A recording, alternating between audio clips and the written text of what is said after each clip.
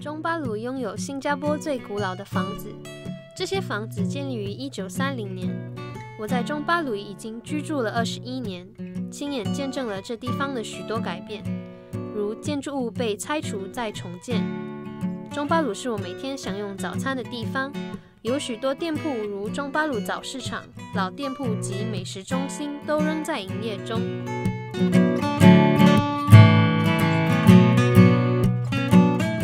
There are fewer cars certainly at the time, so there were not so many cars, not so many car parks. So a lot of people were just arriving here, walking here, and we come here for supper or brunch in the market, and it was all very noisy and crowded, and it was full of fumes and smoke.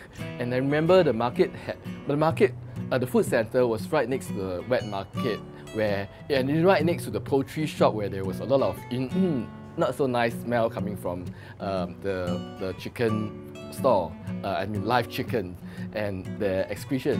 And then we were all eating our zi cha and our chui kueh and all that next to the wet market, and we were still enjoying it. And it was very late in the night, it was close to midnight, we were just having supper, and it was an experience that you can't find today, because no market will be built this way where you are just right next to the poultry shop and eating your zi cha. Yeah, but this kind of experience, things that we don't see anymore. The new food center is so well ventilated, it's no longer crowded, it's not as noisy anymore. It's clean, very clean, in fact, with an escalator. It's not the same kind of experience, but yeah, we can only live with the memory for now.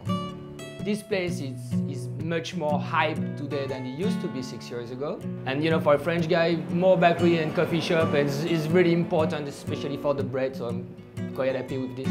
It seems like it's a different demographic coming in, like a lot more young people. I guess because last time it used to be just like people living here, right, and like a normal kind of community. But now it's like people coming here like to get a different taste of Singapore, for fun and adventure lah. So in a sense, it's less organic in that way because they're looking for an experience, because this is different from other parts of Singapore. But that's not a good or bad thing, I guess it's just a thing, and it's always nice to have Singaporeans who are interested in their own country and who can enjoy it. And then I find that it's a place that increasingly I see things from the past and the very contemporary shops and events are happening in this same space.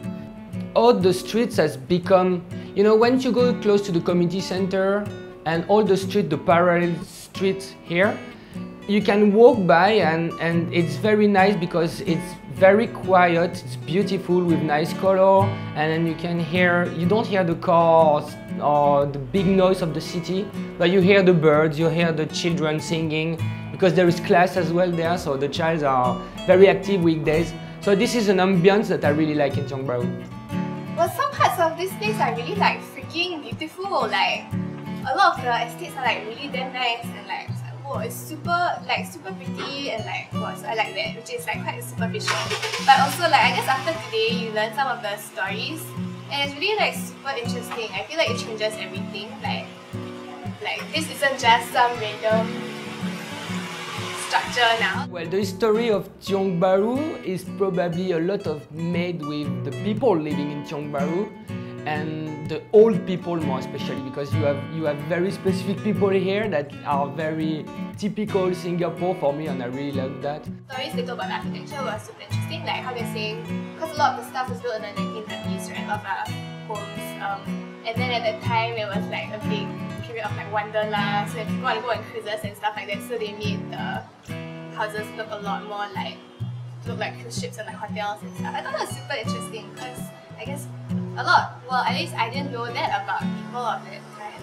But I think the whole of Yong Siak Street is interesting, because over a span of maybe about 5 years since books actually have come into settled here, that street has become very different.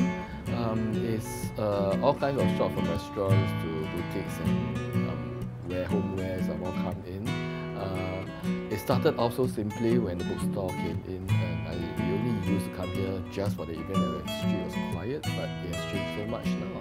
I don't even know if that's a very happy thing, but it is an experience that happened over 5 years that I do really remember.